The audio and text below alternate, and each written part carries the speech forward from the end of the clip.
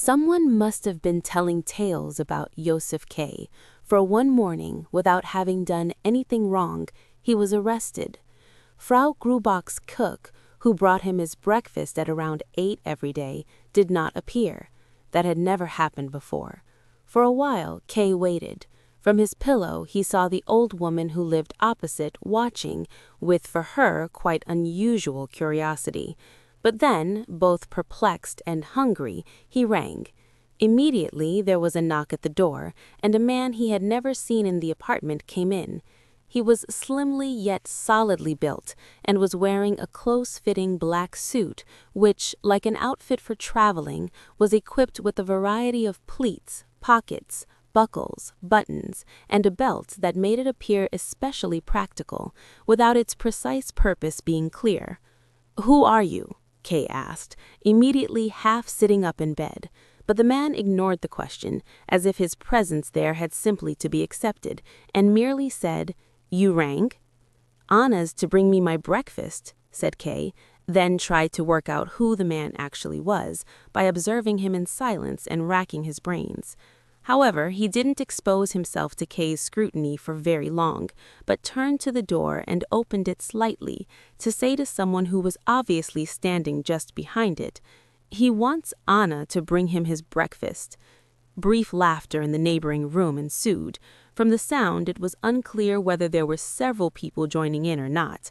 Although he could not have learned anything he didn't know already, the stranger now said to Kay, as if reporting someone else's words, "It's not possible." "It's the first time that's happened," said Kay, jumping out of bed and quickly putting his trousers on. "I want to see who these people in the next room are, and what explanation Frau Grubach has for this disturbance." It did immediately occur to him that he should not have said that out loud, that in a way it was recognizing the stranger's right to keep him under surveillance, but that didn't seem important to him at that moment. That was certainly the way the stranger interpreted it, for he said, "Wouldn't you prefer to stay here?" "I have no desire to remain here, nor to be spoken to by you, as long as you have not introduced yourself." "It was well meant," the stranger said, opening the door without being asked.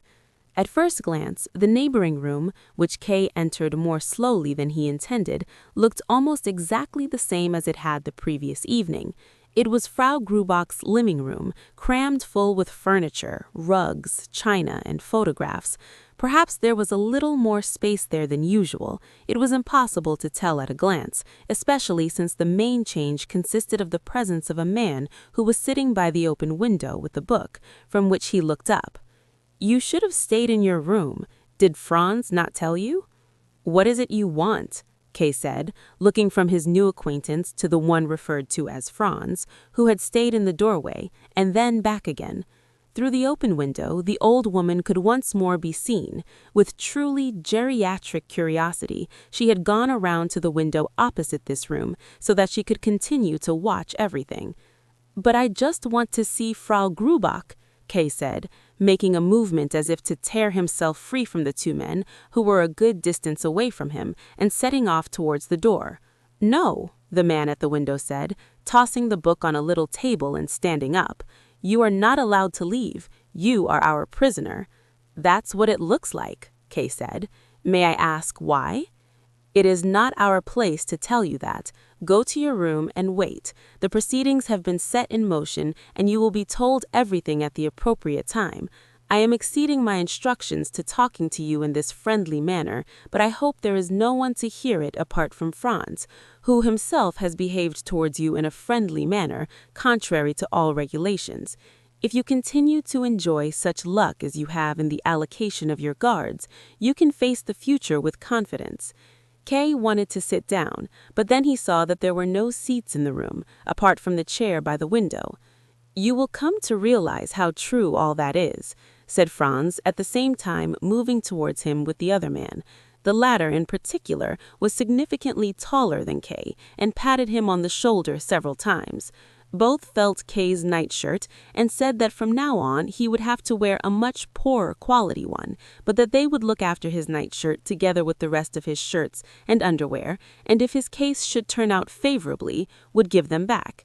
"It's better if you hand your things over to us now than rather in the depot," they said. "Things are often misappropriated in the depot, and anyway, they sell everything off after a certain time, whether the case in question has been concluded or not, and the time these trials take, especially recently. It's true that you would eventually receive the proceeds of the sale from the depot, but in the first place, the proceeds are small, for what decides the sale is not the amount of the offer, but the amount of the bribe. And in the second place, it's well known that such proceeds get smaller as they pass from hand to hand and year to year." Kay hardly paid any attention to what they were saying. He perhaps still had the right to dispose of his things, but that seemed much less important to him than clarifying his situation. In the presence of these people, however, he couldn't even think. The belly of the second guard, they had to be guards, kept prodding him in a way that was positively friendly, but if he looked up he saw a dry, bony face that did not go with the fat body, and which its large, sideways slanting nose was passing messages to the other guard over his head. What kind of people were they?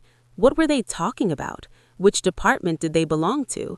After all, Kay had rights, the country was at peace, the laws had not been suspended, so who had the audacity to descend on him in the privacy of his own home?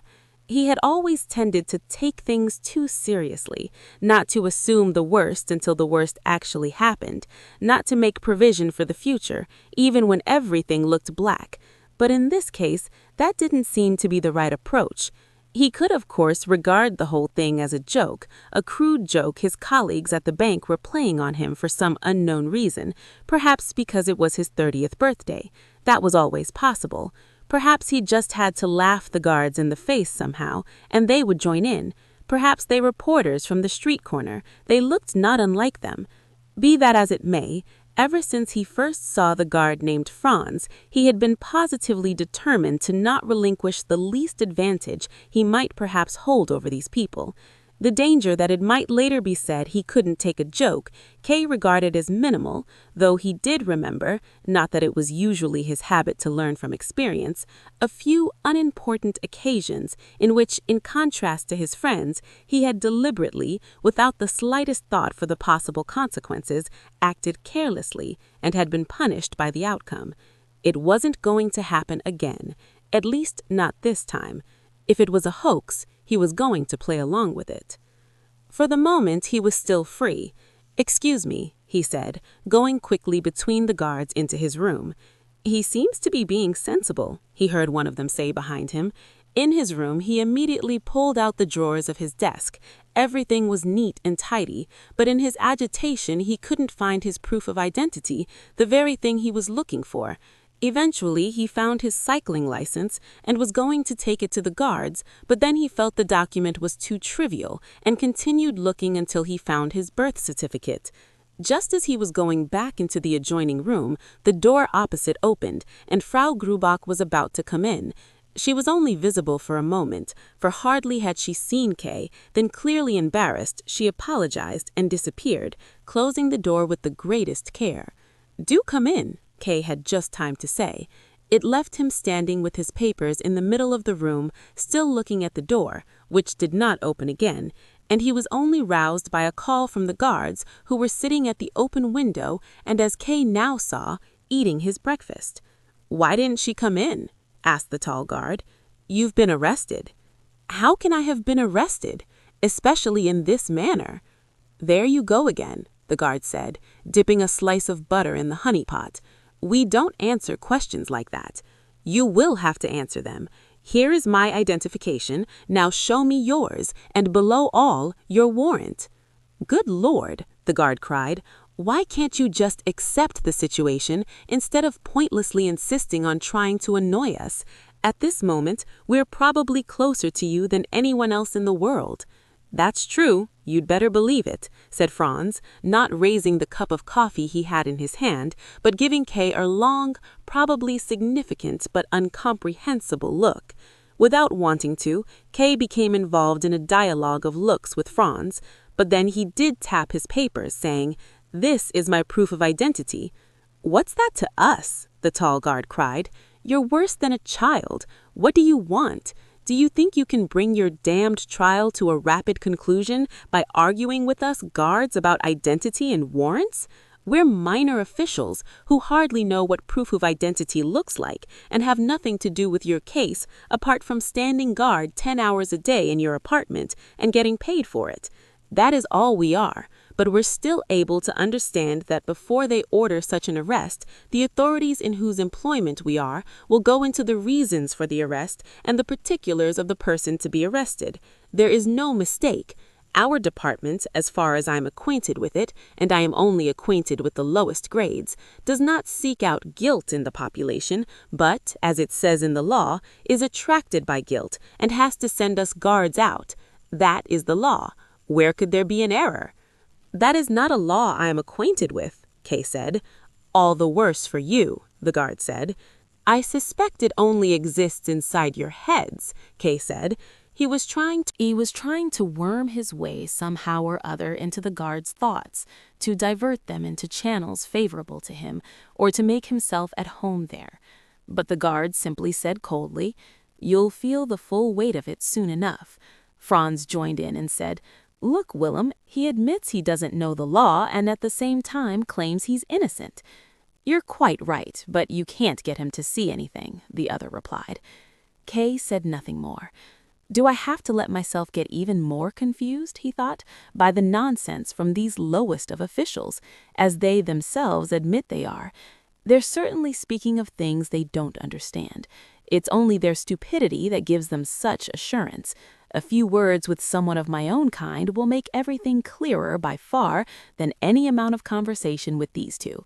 He walked up and down a few times in the space left free in the room. Across the street, he could see the old woman who had dragged an even older man to the window, where she held him clasped in her arms. Kay had to put an end to this spectacle. "Take me to your superior," he said. "When he wants us to, no sooner," said the guard who had been addressed as Willem.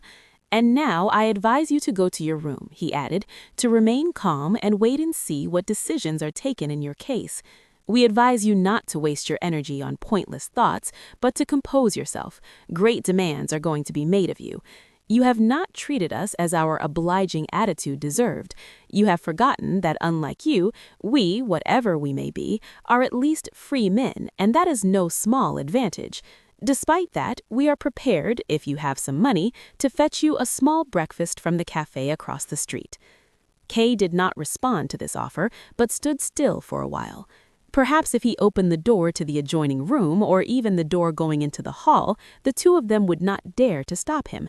Perhaps the simplest solution to the whole business would be for him to fling caution to the winds.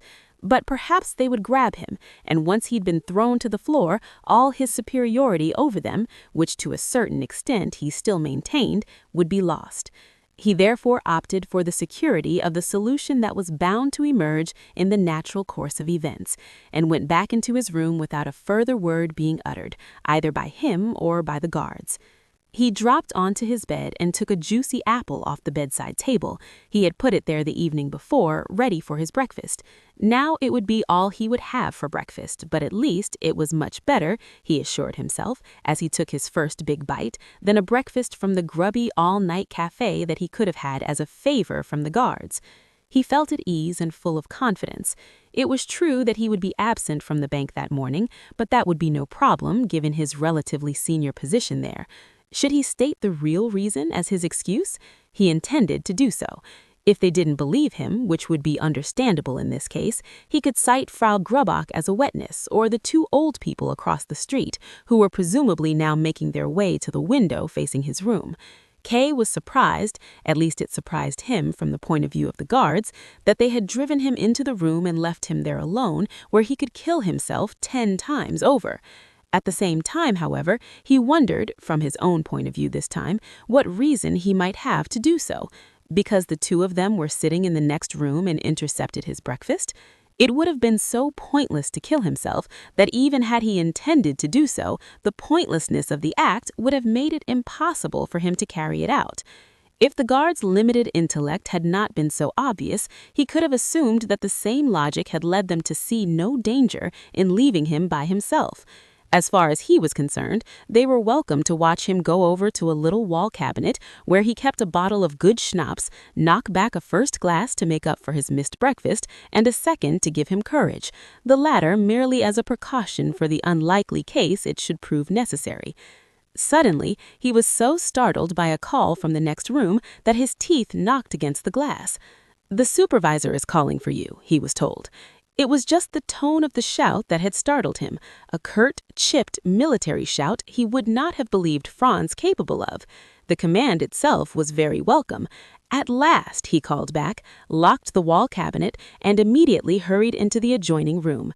The two guards were standing there, and as if it were the most natural thing in the world, hustled him back into his room. "What are you thinking of?" they cried. "Going to see the supervisor in your nightshirt? He'd have you given a good thrashing, and us too." "Leave me alone, damn it," Kay cried, having been forced back against the wardrobe.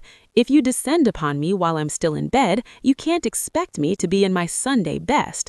"There's no need for that," the guard said. Whenever Kay started shouting, they became calm, almost sad, confusing him or in a way bringing him back to his senses. "Ridiculous formalities," he muttered, but already he was taking a jacket from the chair and holding it in both hands for a while as if he were submitting it to the guards for approval. They shook their heads. "It has to be a black jacket," they said, at which Kay threw the jacket on the floor and said, he had no idea what he meant by this, "But it isn't the main hearing yet." The guards smiled but stuck to their "it has to be a black jacket." "That's fine by me if it'll hurry things up," Kay said, opening the wardrobe himself. He spent a long time looking through all the clothes in there before choosing his best black suit that had almost caused a row among his acquaintances because of the jacket's fitted waist. He also changed into a shirt and began to dress himself carefully. Secretly, he believed he had gained time by the guards forgetting to force him to go and wash. He observed them to see if they would remember, but of course they never thought of it. On the other hand, Willem did not forget to send Franz off to report to the supervisor that Kay was getting dressed. When he was fully dressed, he had to walk across the adjoining room just in front of Willem into the next room, whose double doors were already open. As Kay very well knew, this room had recently been taken by a Fräulein Bürstner, a typist, who went off to work very early and came back late. Kay had done little more than exchange greetings with her. Now the bedside table had been moved from her bed into the middle of the room, and the supervisor was sitting on the other side of it. He had his legs crossed and one arm draped across the back of the chair. In one corner of the room were three young men who were looking at Fräulein Bürstner's photographs, which were attached to a mat hung on the wall. The window was open, and a blouse was hanging from the handle.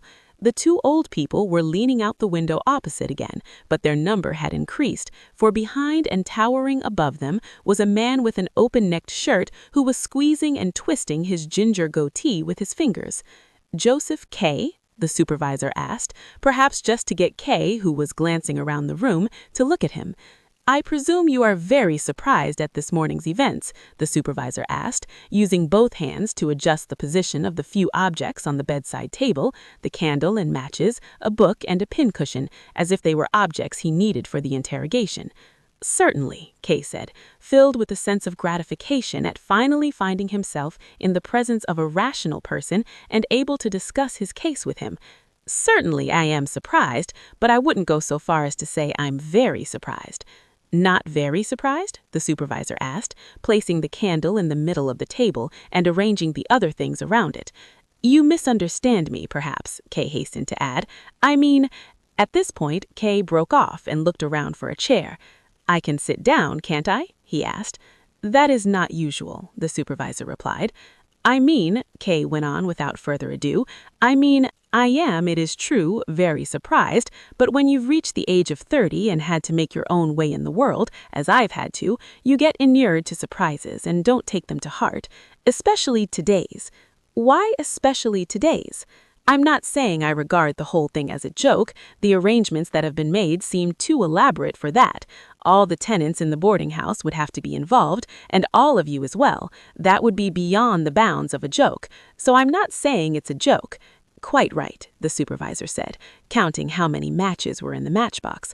On the other hand, however, Kay went on, addressing all of them, he would have even liked to include the three looking at the photographs.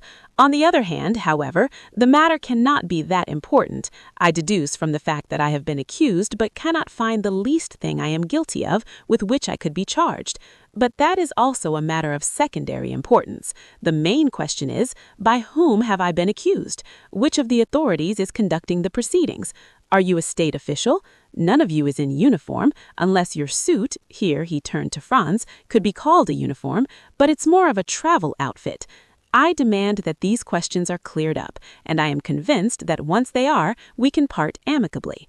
The supervisor tapped the table with the matchbox. You are very mistaken, he said. These gentlemen here and myself are of minor importance as far as your case is concerned. Indeed, we know almost nothing about it. We could be wearing the most proper of uniforms, and your situation would be no worse. I cannot inform you that you have been charged with anything, or rather, I do not know whether you have been or not. You have been arrested. That is a fact, and that is all I know. Perhaps the guards have told you something different, but if so, then it's just idle talk. But even if I cannot answer your question, I can advise you. Think less about us and what is going to happen to you. Think more about yourself. And don't go on about your feeling of innocence so much. It spoils the not exactly unfavorable impression you otherwise make. In general, you should exercise more restraint in speaking. Even if you had only said a few words, almost everything you have just said could have been deduced from your behavior and did not particularly redound to your credit anyway. Kay stared at the supervisor. He was being talked to like a schoolboy by a man who was perhaps younger than he was. His reward for his openness was a rebuke, and he was told nothing about the reason for his arrest, nor about whoever had given them their orders. He became somewhat agitated and walked up and down. No one stopped him. He tucked his cuffs in, felt his chest, smoothed his hair down, walked past the three men and said, He tucked his cuffs in, felt his chest, smoothed his hair down, walked past the three men and said, It's pointless. At which they turned around and regarded him with sympathetic but serious expressions. Finally, he stopped at the supervisor's table again. Hasterer, from the State Prosecution Service, is a friend of mine, he said. May I phone him? Certainly, the supervisor said, but I don't know what would be the point unless you have some private matter to discuss with him. What would be the point? Kay cried, dismayed rather than annoyed. Who are you anyway? You expect there to be some point, and yet isn't what you're doing the most pointless thing imaginable? It's enough to make you weep. First of all, these men descend upon me, and now they're sitting or standing around here, making me jump through all kinds of hoops for you. What would be the point of telephoning a public prosecutor when I've supposedly been arrested? All right, I won't telephone. Please do, said the supervisor, stretching out his hand and pointing to the hall, where the telephone was. Please do telephone. No, I don't want to anymore, said Kay, going over to the window. The group across the street were still gathered at the window, only their quiet enjoyment of the scene seemed somewhat disturbed by Kay's appearance at his window. The older pair tried to get up, but the man standing behind them calmed them down. We've got an audience, you see, Kay shouted quite loudly at the supervisor, pointing outside. Get away from the window, he shouted across the street. The three immediately took a few steps back, the old couple even retreating behind the man, who concealed them with his body, and from the movement of his lips seemed to be saying something which was not comprehensible at that distance. They did not disappear completely, however, but seemed to be waiting for the moment when they could return to the window unnoticed. Prying, inconsiderate people, Kay said, turning back to the room again. The supervisor possibly agreed with him, as Kay thought he saw from a sidewise glance, but it was just as possible that he had not been listening at all, for he had pressed one hand flat on the table and seemed to be comparing the length of his fingers. The two guards were sitting on a trunk covered with a patterned blanket, rubbing their knees. The three young men were standing, arms akimbo, looking round aimlessly. It was quiet, as if in some abandoned office. Well, gentlemen, Kay cried. It felt for a moment as if he were carrying them all on his shoulders. From the way you look, my case could well be over. In my view, it would be best to not waste any more time wondering whether your action was justified or not, and to settle the matter amicably with a shake of hands. If you agree with my view, then—" Saying which, he went up to the supervisor's table and held out his hand. The supervisor raised his eyes, chewed his lip, and looked at Kay's outstretched hand. Kay still believed the supervisor would take it. He, however, stood up, picked up a hard round hat lying on Fräulein Bürstner's bed, and put it on carefully, using both hands, as one does when trying on a new hat. "How simple it all seems to you," he said to Kay as he did so. "We should settle the matter amicably, you say? No, that is just not possible, which is, however, not to say that you should despair. No, why should you? You have only been arrested, that is all. That is what I had to inform you of. I have done so, and also seen how you received the news. That is sufficient for today, and we can take our leave, though only temporarily. I presume you'll want to go to the bank now." "To the bank?" Kay asked. "I thought I'd been arrested." Kay put his question with a certain defiance, for although his proffered hand had not been accepted, he felt himself more and more independent of all these people, especially since the supervisor had stood up. His intention was, if they should leave, to run after them to the street door and invite them to arrest him. That was why he repeated, "How can I go to the bank when I've been arrested?" "Oh," said the supervisor, who was already at the door. "You have misunderstood me. Yes, you have been arrested, but that should not prevent you from going to work, nor should anything prevent you from going about your daily life as usual." "Then being arrested is not too bad," Kay said, going up close to the supervisor. "I never meant it in any other way," the latter said. "But in that case, telling me I've been arrested doesn't even seem to have been very necessary," Kay said, going even closer. "It was my duty," the supervisor said. Kay remained adamant. "A stupid duty," he said. "Perhaps," the supervisor replied, "but there's no point in wasting time on that. I had assumed you would want to go to the bank.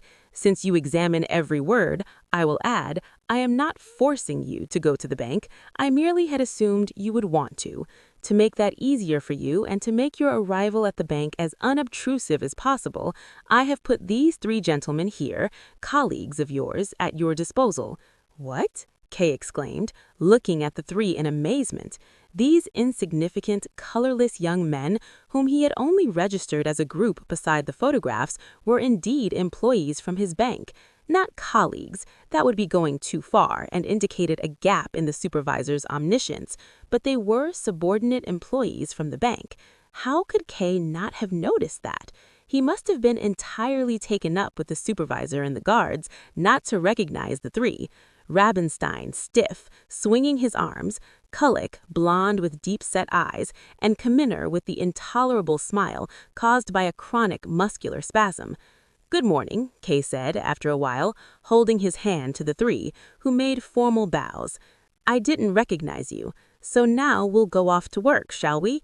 The men nodded, laughing and eager, as if that was what they had been waiting for the whole time, only when Kay could not find his hat, which was still in his room, they all 3 ran to fetch it, which suggested a certain feeling of embarrassment. Kay stood there and watched them through the 2 open doors. The last was naturally the apathetic Rabenstein, who had simply set off at an elegant trot. Kaminer handed him his hat, and Kay had to remind himself, as he frequently had to do in the bank, that Kaminer's smile was not intentional. Indeed, he could not smile intentionally at all. In the vestibule, Frau Grubach, who did not look very guilty at all, held the door open for the whole company, and Kay, as so often, looked down at her apron strings, which cut unnecessarily deep into her body frame. Once out in the street, Kay, his watch in his hand, decided to take a taxi. He was already a half-hour late and did not want to extend that unnecessarily. Kaminer ran to the corner to fetch the cab. The 2 others were clearly trying to take Kay's mind off what had happened when Kullak suddenly pointed to the door of the building opposite, where the man with the ginger goatee had just appeared. At first, slightly embarrassed at showing himself at his full height, he stepped back to the wall and leaned against it. The old couple were presumably still coming down the stairs. Kay was annoyed at Kullak for pointing out the man whom he himself had already seen, even expected to see. "Don't look," he snapped, without noticing how it must strike adult men to adopt such a tone to them. But no explanation was necessary, since the cab was just arriving. They got in and drove off. Then Kay realized he had not noticed the supervisor and the guards leaving. The supervisor had blocked his view of the 3 bank clerks, and then the bank clerks his view of the supervisor. It did not show great presence of mind, and Kay resolved to keep a better eye on himself in that respect. But he still automatically turned around and leaned over the rear of the car to see if he could catch a glimpse of the supervisor and the guards. He immediately turned back again, without even having attempted to look for anyone, and leaned back comfortably in the corner of the seat. Although that wasn't what it looked like, it was a moment when he would have appreciated some encouragement. But the 3 men seemed tired.